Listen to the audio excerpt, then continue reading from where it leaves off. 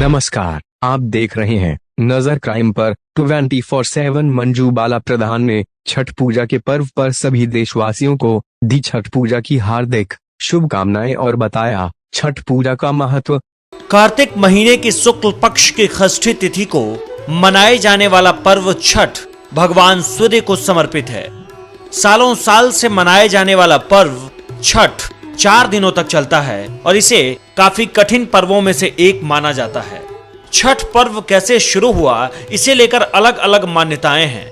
पुराण में छठ पूजा के पीछे की कहानी राजा प्रियंवद को लेकर है। कहते हैं कि राजा प्रियंवद के पास कोई संतान नहीं था। पुत्र इच्छा के कारण देवी षष्ठी का व्रत किया तो उन्हें पुत्र की प्राप्ति हुई। इसके बाद से लोग छठ मनाते हैं। वही मान्यता है कि छठ महाभारत काल से ही शुरू हुई थी। इसकी शुरुआत पहले सूर्य पुत्र कर्ण ने सूर्य की पूजा करके की थी। कहा जाता है कि भगवान सूर्य की कृपा से ही वो महान योद्धा बने। छठ पर्व को हठ योग भी माना जाता है। इस कठिन पर्व की शुरुआत को लेकर कई कहानियों में से एक प्रचलित कहानी यह भी है कि जब पांडव अपना सारा राजपाट जुए में हार गए तब द्रौपदी ने छठ व्रत रखा था। इस व्रत से उनकी मनोकामनाएं पूरी हुई और पांडवों को अपना राजपाट वापस मिल गया था। लोक परंपरा के मुताबिक सूर्य देव और छठी मैया का संबंध भाई बहन का है, इसलिए छठ के मौके पर सूर्य की उपासना काफी फलदायी मानी जाती है। छठ को लेकर कहा जाता है कि इसका उल्लेख रामायण में भी है। लंका विजय के बाद रामराज्य की स्थापना के दिन कार्तिक शुक्ल षष्ठी को भगवान राम और माता सीता ने उपवास किया था और भगवान सूर्य की आराधना की थी। छठ का सबसे महत्वपूर्ण पक्ष इसकी सादगी, पवित्रता और लोक पक्ष है। बांस से बने सूप में प्रसाद और सुमधुर लोक गीतों से सबके जीवन में भरपूर मिठास भरने का काम करता है ये पर्व। सभी को नमस्कार। मैं मंजू बाला प्रधान होम इनक्लेव पार्ट 2 स्नेहा मंदिर से जाने वाली हूँ। मैं ये छठ पर्व आज हमारे यहाँ शनिदेव में बहुत बड़ा छठ पर्व मनाया जाता है, जिसके बारे में मैं कुछ कहना चाहती हूँ कि भाई ये छठ पर्व जो है, सबसे पहले भगवान श्री राम लंका पर विजय प्राप्त करके वापस अयोध्या लौटे थे। उसी समय सीता मैया ने सूरजदेव की आराधना की थी और सूरजदेव की आराधना करने के बाद ये छठ पर्व मनाया था।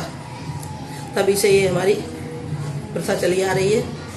इसको बिहार के लोग बहुत ही धूमधाम से मनाते हैं और मैं सबसे पहले तो बहनों का धन्यवाद दूंगी जो 3-3 दिन का व्रत बहनें करती हैं। उनकी बहुत ही बड़ी हिम्मत मानती हूँ मैं और उनको धन्यवाद देती हूँ और सभी श्रद्धालुओं या क्षेत्रवासियों को हार्दिक बधाई देती हूँ।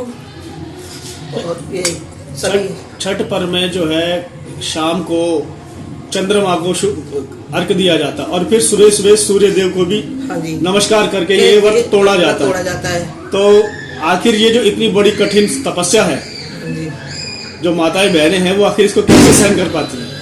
इनकी हिम्मत दी है, माता ने हिम्मत दी है इनको। सूर्यदेव भगवान ने या छठ मैया ने, गंगा मैया ने इनको हिम्मत दे रखी है ना। 3 दिन का 3 रात 3 दिन का व्रत करती हैं इनकी। मैं तो हिम्मत की दाद देती हूँ कि काफी उससे मनाती हैं ये लोग। पानी भी नहीं पीती हैं 3 दिन तक। अभी पीछे 2 साल जो है कोरोना काल चलता रहा, उसमें ये पर्व नहीं मनाया गया, तो आपको लगता नहीं है कि ये पर्व मनाने के लिए छुट्टी होनी, लेकिन छोटी व्यवस्था में मनाया गया था। जितनी अभी बड़ी व्यवस्था में मनाया जा रहा है, तो कोरोना काल में भी मनाया गया था। बंद नहीं किया था किसी ने, ये नहीं था कि मनाया ना जाए, लेकिन छोटे उससे मनाया था। कोरोना का वो पालन करते हुए सभी ने मनाया था। अपने अपने घरों पे मनाया, किसी ने छत पे मनाया, किसी ने घर के आगे मनाया। हमारे यहाँ भी मंदिर में भी मना था, लेकिन इतनी भीड़ नहीं हुई थी ज्यादा। तो आपको क्या लगता है कि जिस तरीके से भारत देश में ये छठी पर्व, जो छठ मैया का पर्व है, वो धूमधाम से बढ़ता ही जा रहा है, जिस तरीके से हम लोग दिवाली मनाते हैं, ये छठी पर्व का जो है ये भी उसी तरीके से उससे बड़ा होता जा रहा है। अब ये नेशनल और इंटरनेशनल लेवल तक पहुंच गया, तो आपको लगता क्या है? हाँ जी, नेशनल इंटरनेशनल पे तो पहुंचा ही हुआ है अभी भी जी, और आगे भी पहुंचता रहेगा।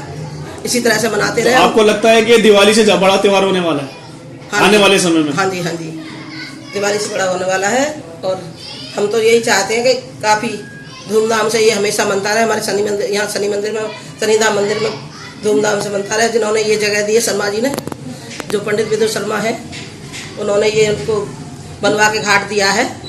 उनका मैं धन्यवाद करती हूँ कि इतनी बड़ी जगह उन्होंने इन लोगों को मनाने के लिए दी। और आगे अपनी वाणी को विराम देते हुए यही कहना